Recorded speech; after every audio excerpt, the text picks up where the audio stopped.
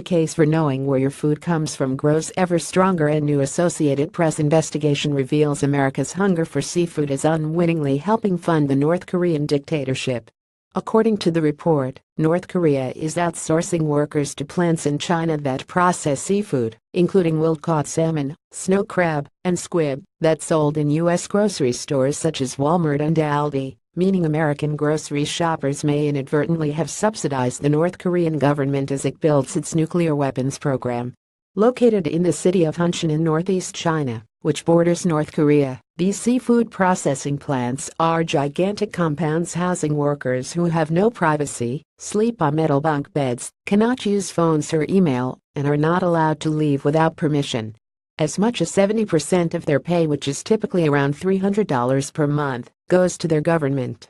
The AP notes that, while the presence of North Korean workers overseas has been previously documented, the AP investigation reveals for the first time that some products they make go to the United States, which is now a federal crime.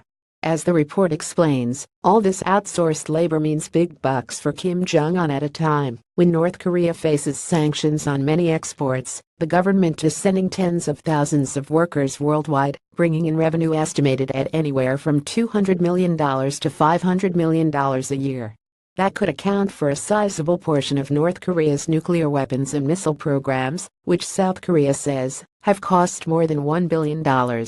For those wondering which specific products to avoid, the AP says packages of snow crab, salmon fillets, squid rings and more were imported by American distributors, including Sea Trek Enterprises in Rhode Island and the Fishing Company in Pennsylvania, the latter of which supplies retailers and food service companies, as well as supermarkets.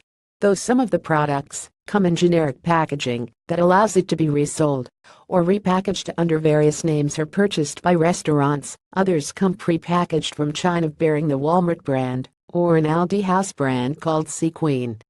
A Walmart spokesperson says the company learned about potential labor problems in Hunshan a year ago and has banned its suppliers from sourcing seafood from there.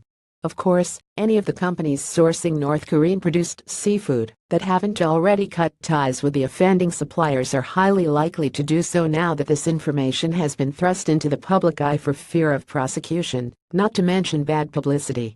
The AP has dug hard into tracing U.S. food supply chains in recent years, with a December 2015 investigation revealing that much of the shrimp sold in American grocery stores and restaurants is produced by slave labor in Thailand.